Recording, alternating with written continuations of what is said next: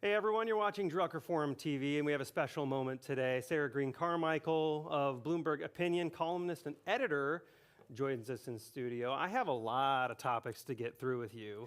But first, it's an interesting story how we met years ago. Common friend David Burkus introduced me to her, and you actually ended up running a column that I wrote in the Harvard Business Review.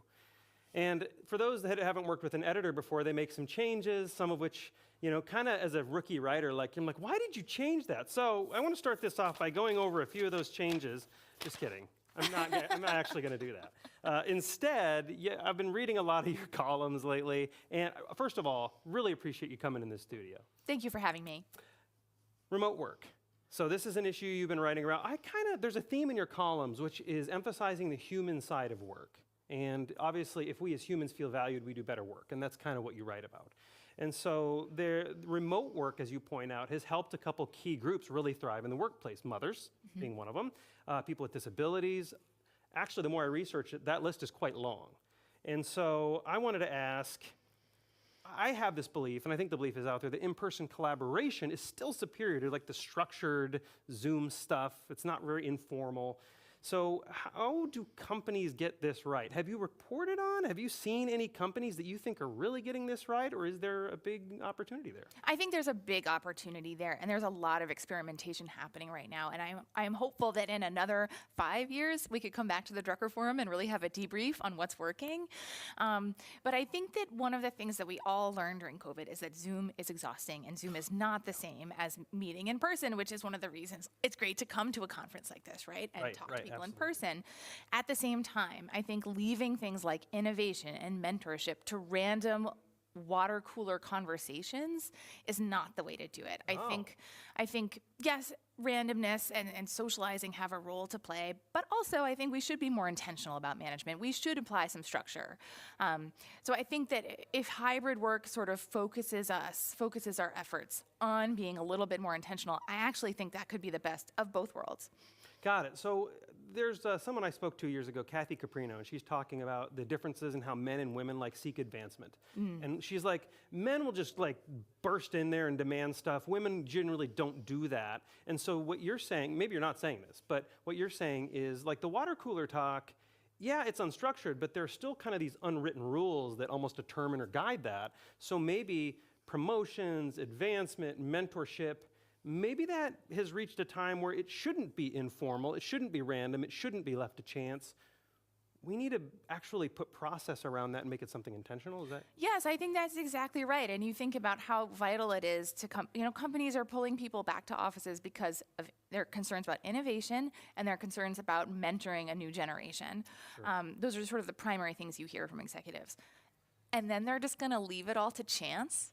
They're just going to let serendipity guide those efforts. No, I think we have to be more strategic about it.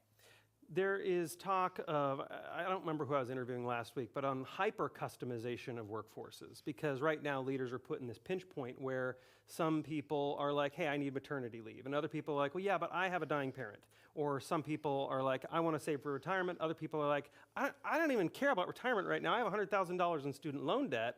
So is the future less of prioritizing one or the other and more of workplace benefit or customization around the individuals? Is that where things are going? I'm so glad you asked that question. Benefits are super important.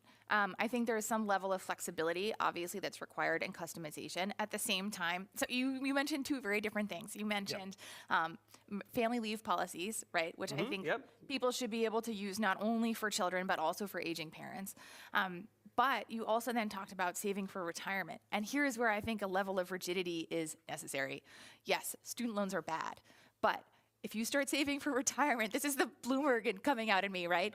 You have to start saving because of the power of compound interest and compounding returns. So some things can be flexible and other things we can't budge on.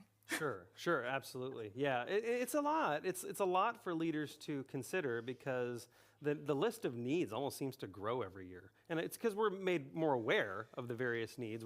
We have better access to data, better access to information. any advice for, it's a hard one. I don't even know if you can answer this. Any advice for balance? Because I also want to move to like the secondary theme of the conference, which has turned into like AI. Right. Well, so I think that the needs of employees are getting longer. And I think that's especially because in an American context, we just put so much in companies, We expect private companies to solve for work-life balance, bad commutes, lack of childcare, lack of retirement security. I mean, in other countries, there's sort of governmental supplementation for some of these things. So I think the employee list of needs is getting longer for companies because it's private companies in the US context that are expected to handle all those problems. Yeah, and we see that debate unfold here. Yeah. The debate on how much should the company do. I think my first experience here with the Drucker Forum was with a debate on two panelists, and one was like, bosses should lead and like basically decide culture for everybody, and they should be more activists. And the other panelist was like, no, bosses should get out of people's lives and shut up and just lead. It was a really interesting discussion. The secondary theme, changing gears a little bit, is everyone's talking about AI. Last year it was kind of a thing. This year it is the thing. And do you see AI, because like access to information and traditional company hierarchies and kind of holding information close have somehow determined workplace dynamics and who gets promoted and who gets the... Do you see AI kind of lowering that threshold and bringing about, like now emphasizing critical thinking and creativity? These are going to be the skills to propel people forward. Do you see AI kind of being leveling a playing field of sorts? I see AI as bringing up the baseline to a higher place. And that is something that I very much have gotten from talking to people in this field, is that, PowerPoints that used to once be terrible will now be better. Writing that used to be like unreadable will now be at a baseline I'll of believe it when I see comprehensibility. it. I know. But I think that we are going to, particularly in fields like medicine, we will be able to use AI to accelerate faster, to discover cures faster. Obviously, a lot of people talking about Gen AI, ChatGPT. As a writer and an editor, I do feel a little bit like I'm staring down the barrel of my own obsolescence. Really? But I always think, we are still a long way from being able to just simply like plug information into a machine and have it sort of spit out stuff we actually want to read. So, I'm glad you brought that up, because we just got off in the United States. We're both Americans. And in the United States, we just got off a big, sometimes I feel like the world just got off a big election because that's all I hear in Vienna is American politics. Oh, what do you think about Trump winning? What do you think about this? Don't worry, we're not going to talk about politics. But you mentioned like sometimes you feel like you're staring down the barrel of your own obsolescence. And so coming off the election, we heard a lot of talk about the X and social media and influencers determining the news. Like iHeart in the US just laid off a bunch of people. I know. Because they're the rumor is, this isn't confirmed, but the rumor is they're gonna try to get AI hosts to do that.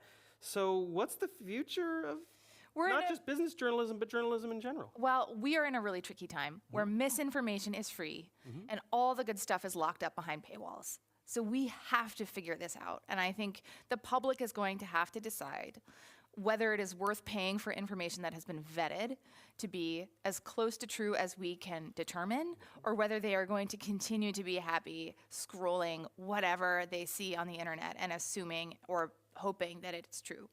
So I think that's a challenge for publishers, obviously, but it's also, I think, a challenge for all news consumers to sort of decide, how much is it worth to you to invest in journalism, and how much is it worth to you to pay for the truth? Yeah, I'm glad you brought up vetted. Sometimes I use the word curated because, we do need entities that are paid, that are digging into the truth. However, those entities now, because certain like social media accounts can over time gain some credibility, and now there's almost this balance, whereas, no, we're still going to report the news, we're still going to gather the truth, but there's this public balance of, but we can be held in check by the public.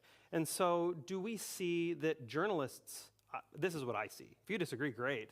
But do we see that AI and technology actually allow journalists to become better and to get better stories and to get better coverage and better data and better research? Because like journalists don't want to just take a story and just repeat it verbatim. AI can kind of do that. Right. Journalists like to tell the story, get behind the story and find the truth. Do we see journalists using AI actually, does that free them up to do their jobs? I think AI is useful in a couple of ways for journalists. One is, if I'm interviewing you, I can have a machine, and this isn't maybe AI, it's just a transcription tool, but I could have technology transcribe our conversation so that I don't have to take notes or then spend an hour transcribing. That's obviously a time saver. Or you take an earnings report.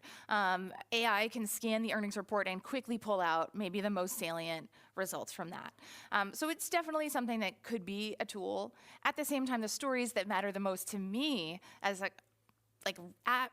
just rabid news consumer are the stories that really get at the human element. So ProPublica has done some amazing investigative journalism, and they're not behind a paywall, but I have donated money to them because I think their reporting is so valuable, and that's because it really brings home the people that are sort of making the news and the stories that really are moving us. Yeah, that is a really good example because, the terms could probably be debated, but you as a journalist probably don't feel fulfilled digging through mountains of data and reports and I'm going to have to listen to 2 hours of this conference call just to get to the thing I really want to. And so you as a journalist, I would imagine, can be empowered by that because the junk can be taken off the table and the value in telling the story and digging to the truth can be. I want to keep on the AI theme, and I'm going to tap into your journalistic smell test because I know that you have a good BS meter.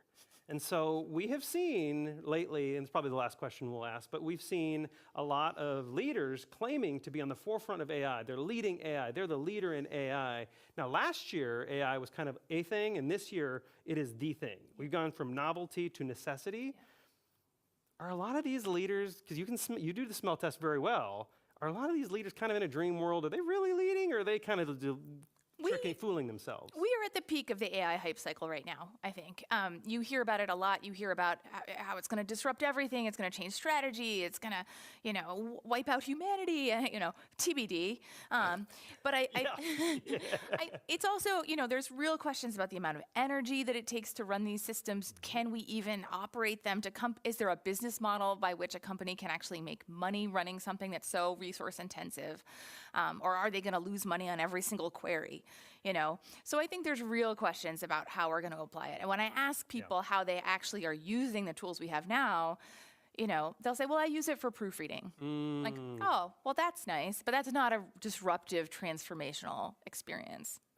So I think we're at the peak of the hype cycle right now, and we'll come out somewhere on the other side. So to be determined. We hear a lot of people talking about leading AI, but we need to kind of let things iron out a little bit. Sarah Green Carmichael, Bloomberg Opinion, and of course one of the editors there. Thank you so much for coming on Drug Reform TV. Thanks for having me. I'm Justin Brady. We got a lot next on Drug Reform TV. Stick with us all day.